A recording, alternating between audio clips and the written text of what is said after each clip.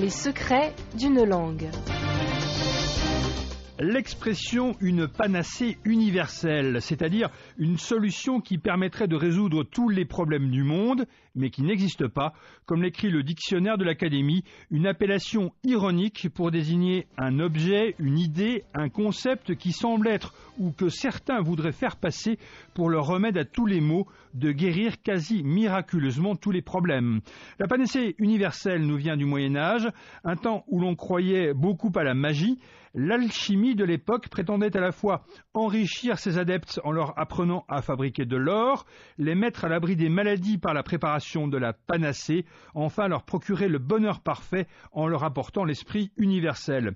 Cette panacée était en fait le nom d'une plante imaginaire servant de remède universel et que les Grecs avaient personnifié sous le nom de la divinité Panacea, déesse des soins, fille d'Asclépios, dieu de la médecine, et sœur d'Hygie, déesse de la santé, entre parenthèses, puisqu'on en parle, Hygie, à l'origine d'un mot très souvent utilisé, le mot hygiène.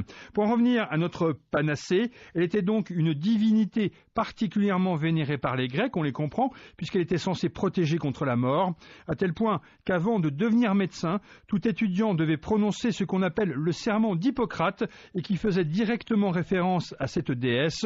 Je jure par Apollon médecin, par Asclépios, par Hygie et par Panacée, les prenant à témoin que dans la mesure de mes forces et ma capacité, je respecterai ce serment. Je promets et je jure d'être fidèle aux lois de l'honneur et de la probité. Il n'a plus qu'à demander à votre médecin cette panacée universelle.